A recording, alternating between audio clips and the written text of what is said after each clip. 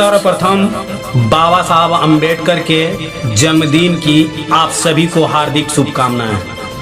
आज के कार्यक्रम में उपस्थित सभी माननीय सज्जनों का अभिनंदन करता हूं। साथियों, सन 1891 में भारत की धरती पर एक ऐसे व्यक्ति का जन्म हुआ जो दलितों के मुक्तिदाता, उदारक और शक्तिशाली नेता साबित हुए। महान लेखक, नारी जाति को सशक्त बनाने वाले सिद्धांत शास्त्री और बौद्ध धर्म के मानवीय सिद्धांतों के पुनरुद्धारक थे। उन्होंने मानव अधिकारों को भारतीय समाज में स्थापित किया और मानवीय समानता की बात की। वो भारतीय मनीषा और धर्म के गहन विचारक, शिक्षा और न्याय और अर्थ के प्रसिद्ध विद्वान थे। तेरी अमर गाथा का गुणगान करता हूँ, तेरी अमर गाथा का गुणगान करता हूँ, हे मानवता के पुजारी तुझे प्रणाम करता हूँ, हे मानवता के पुजारी तुझे प्रणाम करता हूँ।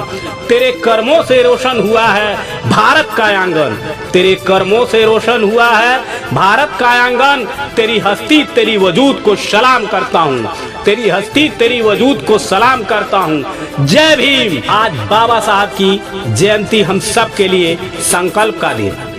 बाबा साहब दलितों के देवता ही नहीं थे, वह हर समाज, जात के वंचितों, पिछड़ों, मजदूरों के मसीहा थे। उन्हें केवल पिछड़ों के मानने से हम उनके वजूद को बहुत छोटा कर रहे हैं। उन्होंने भारत की विकास यात्रा को सफल रूप से गतिमान करने का कार्य किया। डॉक्टर भीमराव अंबेडकर ने अपने जीवन में तिरस्कार, अपमान, शोषण, जात, भेदभाव का सामना किया, मगर कटुता को इन्होंने बदले की भावना में नहीं बदला। इन आंसुओं को उन्होंने एहसास करके समाज में अनेक सच्चे किरदार निभाए। बुद्धि का विकास करो, अज्ञानता का नाश करो, बुद्धि का विकास करो, अज्ञानता का नाश करो। ऊंच नीच का भेद मिटाकर संगठन में विश्वास भरो, ऊंच नीच का भेद मिटाकर संगठन में विश्वास भरो। बाबा साहब के विचारों की गूंज आज भी सृष्टि में विद्यमान है, जो शताब्दियों तक रहेगी। 1942 से पहले अंग्रेजी सल्तनत मजदूरों का शोषण करती थी। मजदूरों से 12 घंटा काम लिया जाता था। बाबा साहब 1942 में मजदूरों के हितों के लिए लड़े। बाबा साहब का साहस देखिए, उन्होंने मजदूरों के लिए 8 घंटा काम के लिए निश्चित करवा लिए थे। विश्व के अनेक विकसित देशों में महिलाओं को 40-40, 50-50 वर्षों तक मताधिकार के लिए संघर्ष करना पड़ा, मगर बाबा साहब ने भारतीय संविधान के लागू होने से पहले ही दिन माताओं और बहनों को मताधिकार दे दिया।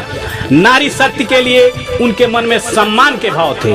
वो मानते थे कि नारी समाज का आधार है, समाज के निर्माण का आधार है नारी, समाज के निर्माण का आधार है नारी।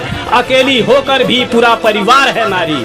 कभी माँ, कभी पत्नी तो कभी बहन बनती है, कभी माँ, कभी पत्नी तो कभी बहन बनती है। हर रिश्ते में त्याग और प्रेम का संसार है नारी, हर रिश्ते में त्याग और प्रेम का संसार है नारी। पूरे विश्व के वंचित, पिछड़े जात, धर्म, रंग भेद से पीड़ित लोगों को बाबा साहब में आशा की किरण दिखाई देती थी। जरूरी है कि आज हम लोग उनके जीवन चरित्र को पढ़ें और उससे प्रेरणा लें। मैं आशा करता हूं कि हम सब बाबा साहब के सपनों के समाज का निर्माण करेंगे, अपने आप को शिक्षित, संगठित करते हुए मानव धर्म का पालन करेंगे। जय भीम, जय भारत।